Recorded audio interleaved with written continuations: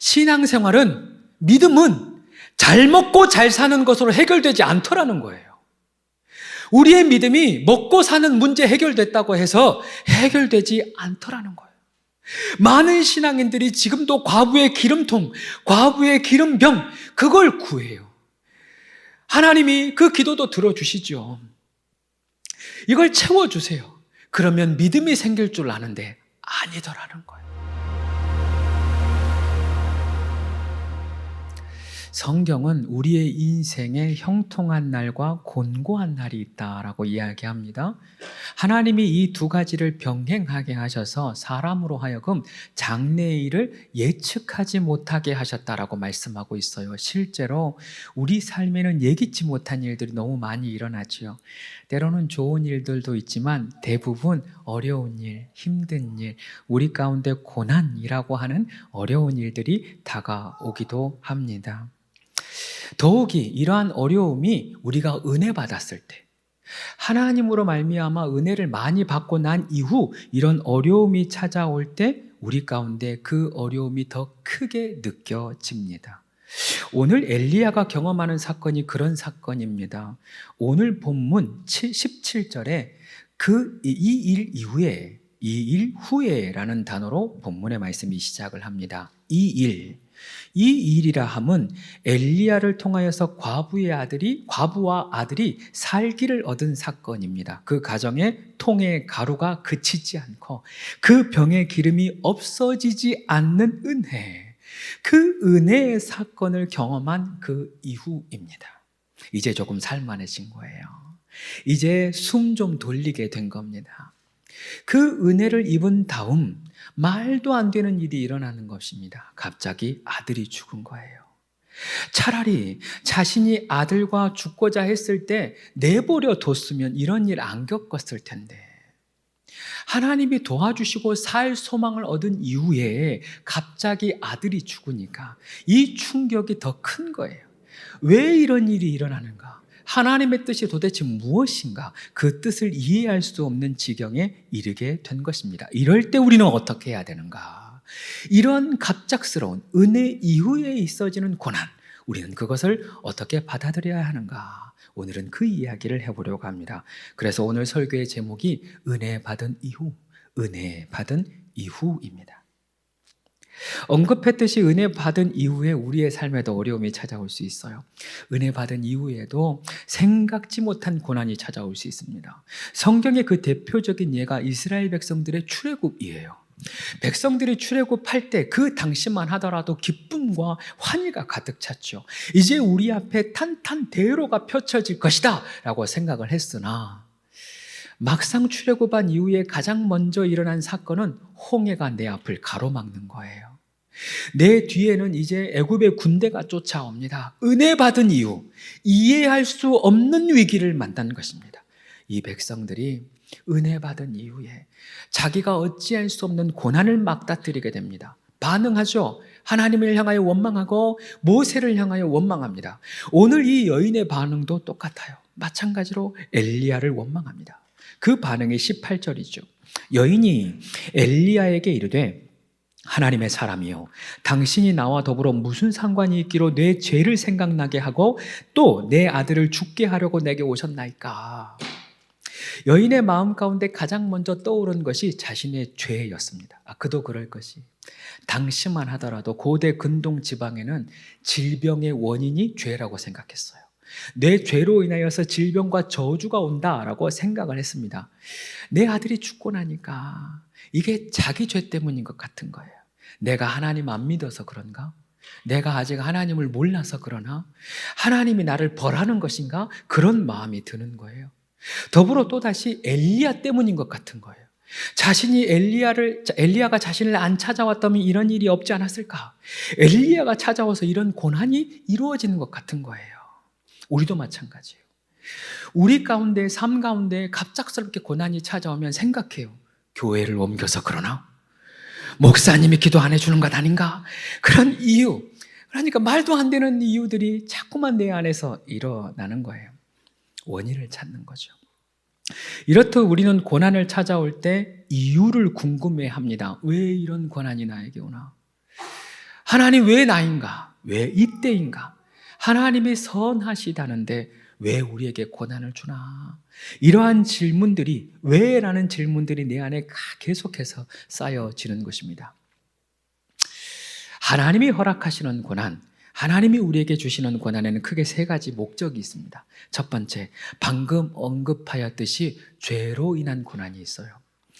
내 욕심으로 인하여서 잘못된 결과가 있을 수 있는 겁니다. 하나님이 원치 않는데 내 마음, 내 욕심, 내 과욕, 그로 인한 잘못된 선택으로 인하여서 올 수 있는 고난이 있습니다. 이러한 고난을 맞닥뜨릴 때는 회개해야죠. 그저 내 감정적으로 뉘우치라는 것이 아닙니다. 감정의 뉘우침뿐만 아니라 삶으로 돌이켜야 합니다. 하나님의 말씀대로 살아야 되고 아버지 하나님께로 돌아서야 합니다. 이 삶의 돌아섬이 있어야 내 삶의 회복이 있는 거죠. 두 번째, 하나님이 훈련하시기 위한 고난도 있습니다. 나를 훈련하기 위하여서. 철이 철을 날카롭게 하듯이, 사람이 사람을 만들어 가듯이 하나님은 고난이라는 것을 통하여서 우리를 연단시켜 가세요. 고난을 통해 내 성품이 다듬어지고 고난을 통해 내 믿음이 성장하는 것입니다. 이러한 고난을 만났을 때에는 끊임없이 기도해야 돼요. 하나님을 향해서 끊임없이 기도해야 합니다. 하나님을 찾고 하나님을 부르고 나를 바꾸어 달라고, 내 삶에 역사해 달라고 계속해서 기도해야 합니다. 이렇게 길고 긴 고난의 터널을 건너가면 하나님이 그 과정을 통하여서 나를 빚어가시는 거예요. 내 성품을 빚어가시고 내 믿음을 성장시켜 가는 것입니다. 그리고 또 한 가지가 있어요. 성경을 보니까 예수님께서 가르치실 때에 아버지의 죄가 아니라, 그 사람의 죄가 아니라 하나님의 영광을 위하여서 일어난 일들이 있대요. 하나님의 영광을 위한 고난, 하나님의 일하심을 위한 고난이 우리 가운데도 있을 수 있다는 것입니다. 그러한 고난은 하나님이 언젠가는 직접적으로 역사하십니다. 하나님이 언젠가 개입하셔서 친히 일하여 주십니다. 바라기는 우리 모든 삶 가운데 하나님의 개입과 하나님의 역사와 하나님의 영광으로 바꾸어 주시는 놀라운 은혜가 있기를 축복합니다. 그런데 중요한 것은 내 삶의 모든 일에 하나님의 선하신 뜻이 있다는 거예요. 그것이 죄로 인한 것인지, 그것이 죄로 인한 것이든, 그것이 나를 훈련하는 것이든, 그것이 하나님의 영광을 위한 것이든 모두 다 하나님의 선하신 뜻이 담겨져 있는 것입니다. 여러분, 하나님은 우리를 사랑하십니다. 하나님은 언제나 우리에게 좋은 것을 주십니다. 오랜만에 한번 따라할까요? 하나님이 주시는 것은 좋은 것도 좋은 것이고 안 좋은 것도 좋은 것입니다. 믿습니까? 정말 그렇습니다. 우리가 당하는 어려움, 지금은 이유를 알 수가 없어요. 지금은 아프고 지금은 힘들고 지금은 괴로워요. 그러나 이후에는 알리라. 이후에는 알리라. 이것이 하나님의 역사입니다. 시간이 지나보면 하나님이 합력하여 선을 이루심을 알게 될 것입니다. 하나님이 그것마저도 선으로 바꾸시는 것을 보게 될 것입니다. 그러니 어떤 일을 만나든지 간에 하나님의 선하신 뜻을 신뢰하시길 바랍니다. 하나님이 선하신 뜻으로 이루어 가심을 믿으시길 바랍니다. 그 믿음이 우리에게 있어야 하는 것이죠. 이제 중요한 것은 엘리야의 반응입니다. 그 어머니는 하나님을 원망하고 그 이유를 찾았고 따졌지요. 엘리야가 그것에 어떻게 반응하느냐. 엘리야가 할 말이 없어요. 그도 그럴 것이 지금의 상황을 엘리야에게 하나님이 말씀해 주지 않았어요. 이게 어떤 의미가 있는지, 어떤 목적이 있는지, 왜 이런 일이 일어났는지 엘리야도 모르는 상황이었습니다. 그래서 아무 말도 못하고 여인이 자신에게 당신 때문 아니냐고, 당신 때문 아니냐고 라고 해도 아무 대꾸하지 못한 채 그 아이를 받아듭니다. 그 죽은 아이를 받아들고 다락으로 올라가는 거예요. 사실 이스라엘 백성들은 시신을 만지면 안 돼요. 시신은 부정하기 때문에 부정한 것을 만지면 나도 부정해집니다. 가까이 해서도 안 되고 만져서도 안 됩니다. 그런데 지금 엘리야가 죽은 아들의 시신, 그 부정한 시신을 품에 안아요. 마치 예수님께서 과부의 죽은 아들을 살리기 위해서 그 관에 가까이 하시고 관에 손을 대시고 그 아들을 살려냈던 것처럼 그 부정한 아들을 가까이 하고 만질 뿐만 아니라 품에 안습니다. 품에 안고 어떻게 하느냐?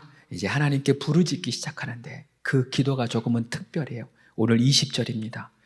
여호와께 부르짖어 이르되 내 하나님 여호와여, 주께서 또 내가 우거하는 집 과부에게 재앙을 내리사 아들이 죽게 하셨나이까.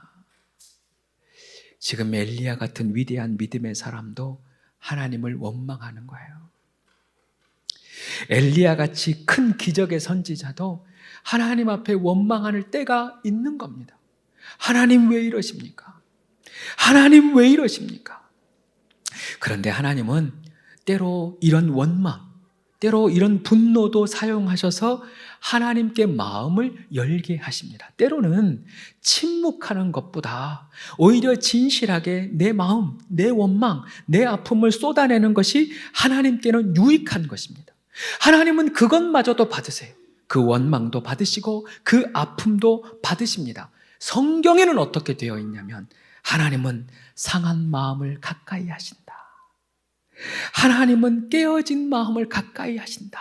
그렇게 기록하고 있는 거예요. 그러니까 내 안에 마음이 깨어질 때, 아플 때, 이해가 안 될 때 그것을 묻어두지 말고 그냥 하나님 앞에 토로하는 거예요.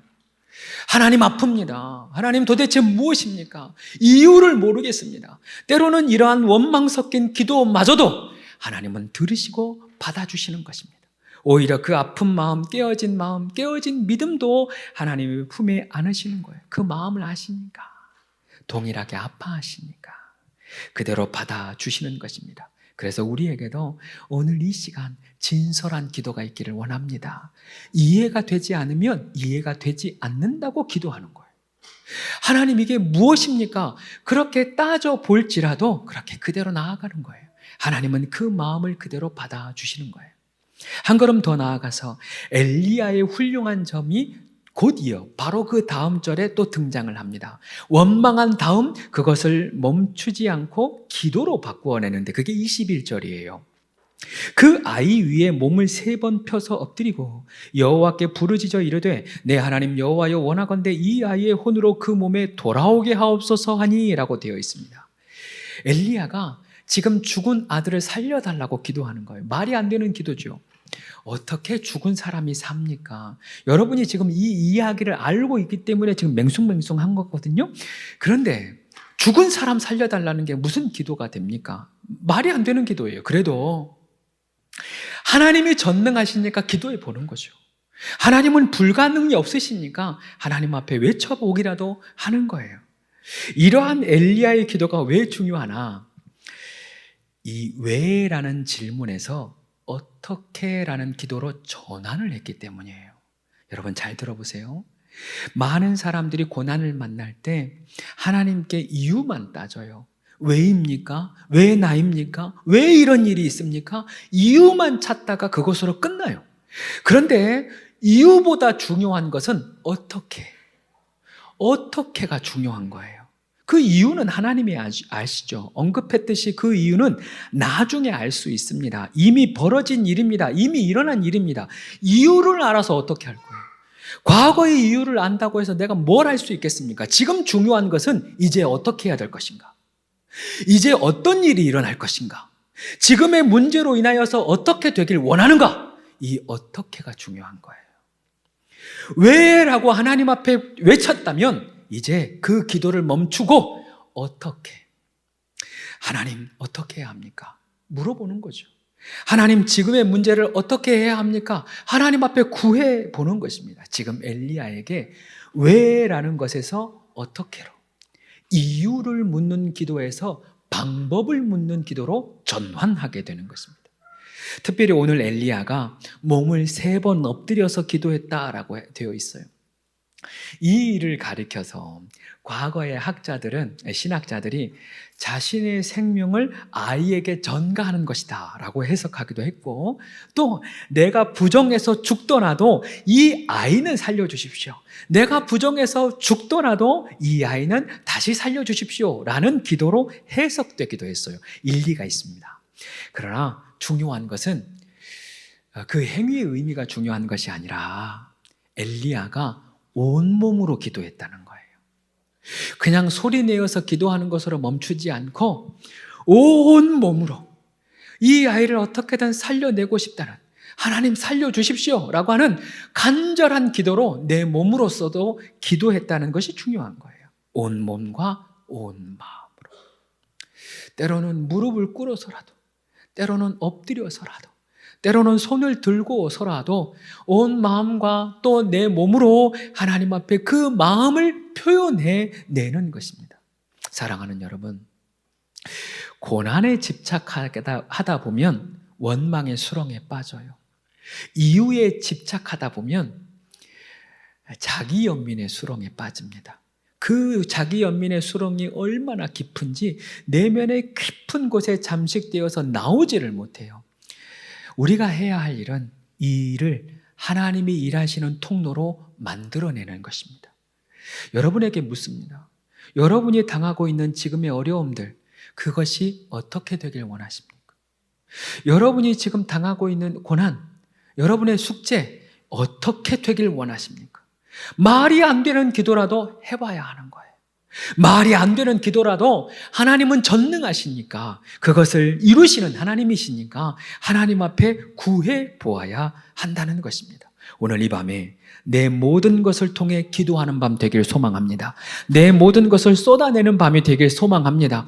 내 생각을 뛰어넘는, 하나님은 제한이 없으시니까 제한 없는 기도가 오늘 이 밤에 우리의 입술을 통해 드려지기를 소망합니다. 이렇게 기도했더니 하나님이 감사하게도 엘리야의 기도를 들어주십니다. 하나님이 그 죽은 아이를 다시 살아나게 하시는 거예요. 할렐루야.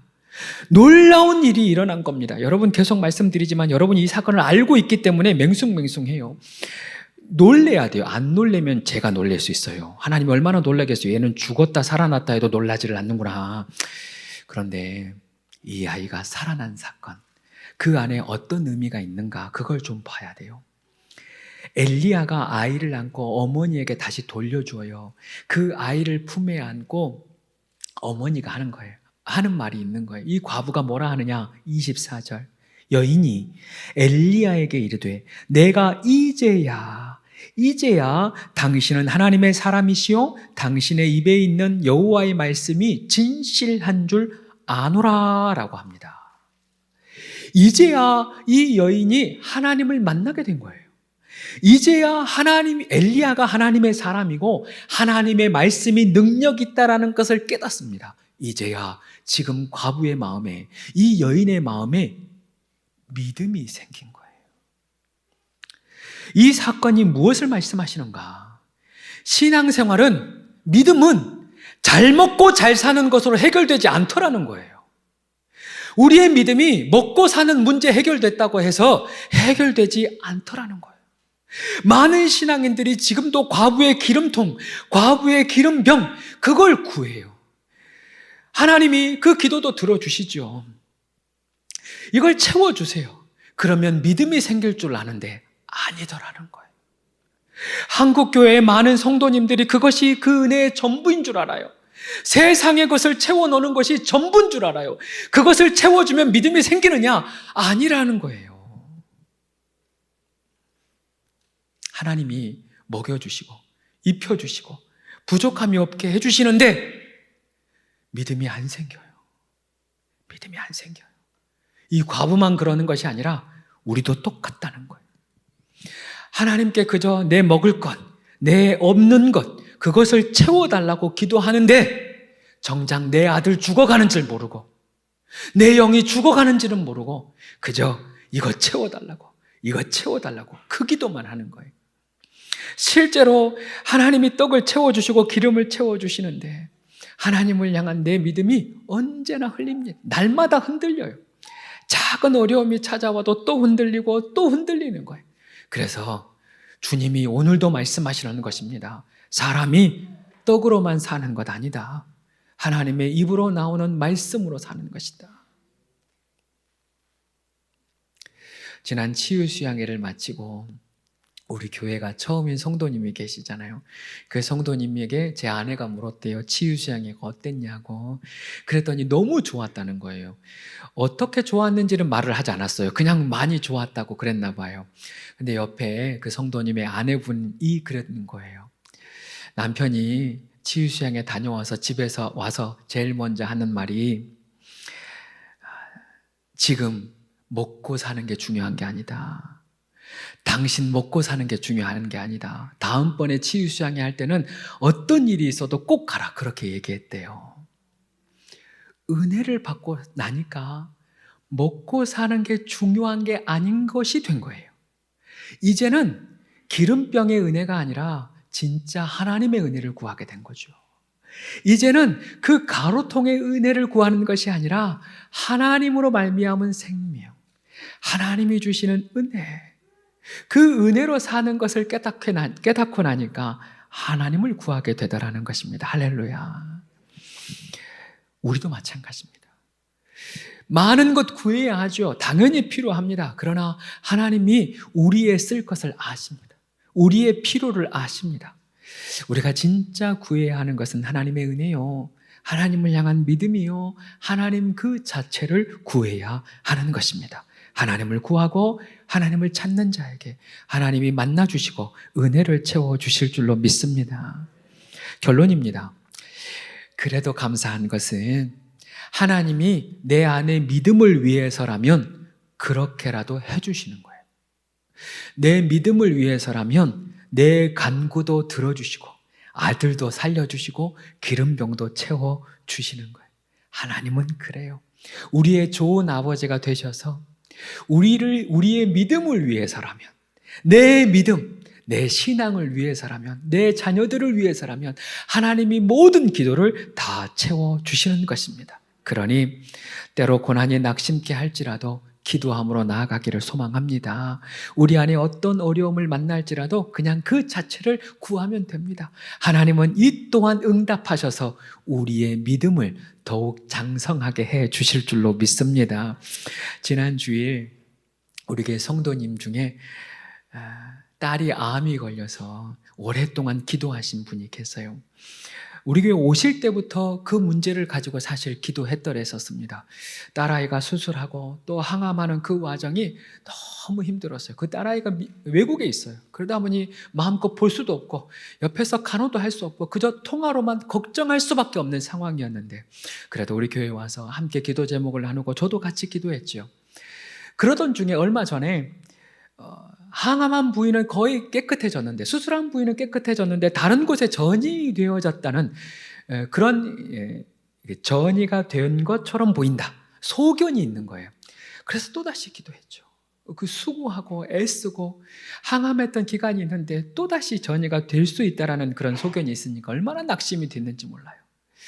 그런데 하나님이 지난 주일날 드디어 완전히 깨끗하게 해주셨다라는 은혜를 소식을 들었어요. 얼마나 감사했는지 몰라요. 그러니까 이런 고난이 그 성도님의 믿음을 성장시켜 준 거예요. 성도님이 그러시더라고요. 다 하나님 덕분이다. 다 기도 덕분이다. 너무 감사합니다. 너무 감사합니다. 그렇게 고백을 하시더라고요. 그래요. 하나님은 우리의 어떤 기도라도 응답하여 주십니다. 때로는 거절하신 것도 우리를 향한 하나님의 응답입니다. 가장 좋은 응답이요, 가장 선한 응답입니다. 우리가 오늘 이 말씀을 통하여 많은 기도를 보았어요. 내 감정을 쏟아내는 기도도 보았고, 내 기도, 그러니까 이 문제가 어떻게 될 것인가 간구하는 기도도 보았습니다. 그리고 그것을 뛰어넘는, 그러니까 하나님을 구합니다. 은혜를 구합니다. 그 은혜를 구하는 기도도 보았습니다. 어떤 기도도 상관이 없습니다. 중요한 것은 그 기도를 통해 하나님이 우리를 만나 주신다는 사실이에요.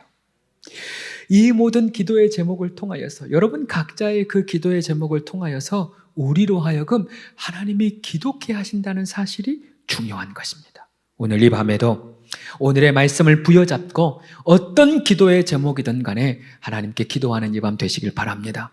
은혜가 필요하면 은혜를 주실 거예요.